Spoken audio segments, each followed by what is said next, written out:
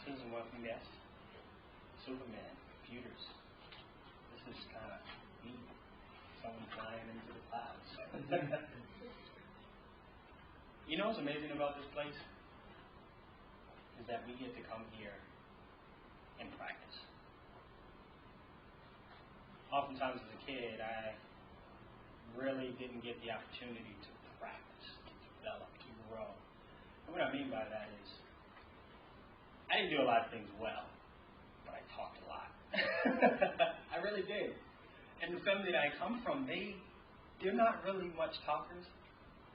And I got scolded for it.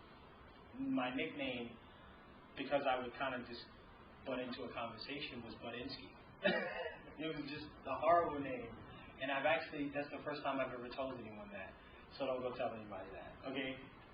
But as a child, I was always scolded for different things. Don't do this. Don't do that. I think I've heard no about 1,005 times. Can't do this. Can't do that. And growing up, it kind of stunted my growth. Kind of stunted my potential. But that was it. Now, I love the fact that I'm in an environment here where I can take the very thing that I love to do, talk and teach, and grow at it. The thing that makes it so interesting is that you can't grow without feedback. It's impossible. Because you never know where you are. You never know what you're good at, what you're not good at, what you need to a little work on, what you can tweak just a little bit so that you can grow. Because we all want to grow. When we're 5, we want to be 8. When we're 8, we can't wait till we're 13. When we're 13, we can't wait till we're 20.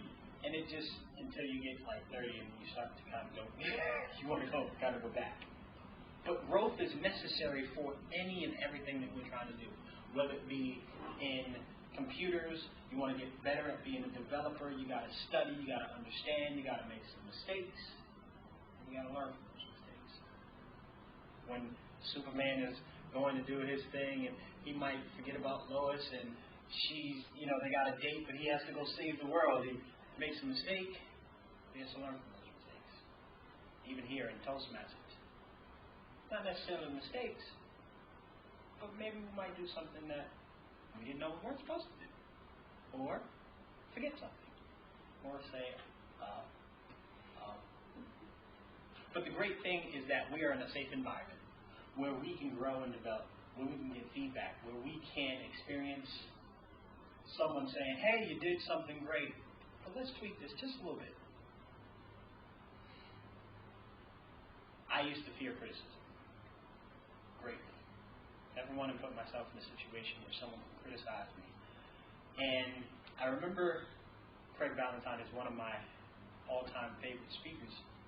He said someone came to him and asked him to evaluate his speech. And when he evaluated his speech, he told Craig, hey, you don't know what you're talking about. Craig asked the question, do you want validation or education?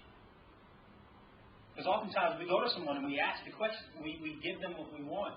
And when they give us what we're not necessarily looking for, we never really understand that we're not looking for education. We're looking for validation. Because if we were trying to grow, we would be looking for education. But the great thing about all of this is, recently I realized I'm not looking for validation or education. I'm looking for both. See, it's hard to get up here. It's hard to stand in front of a crowd and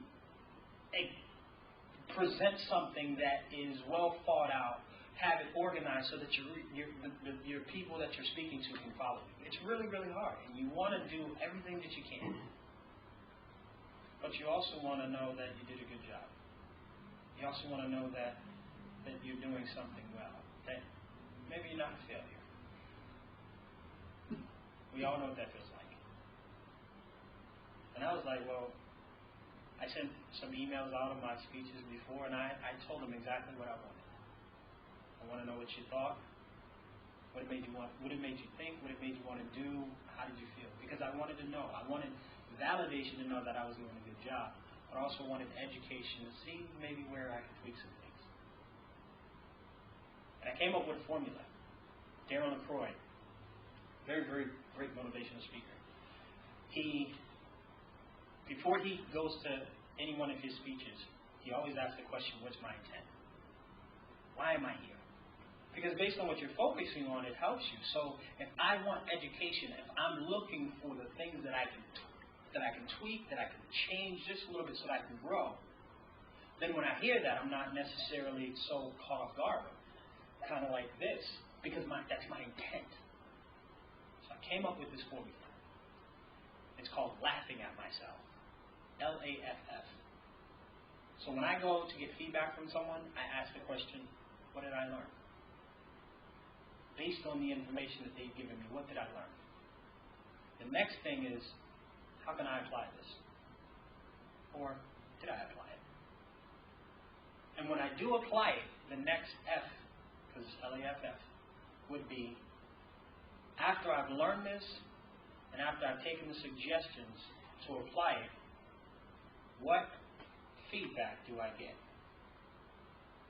Was it a good suggestion? Was it a bad suggestion?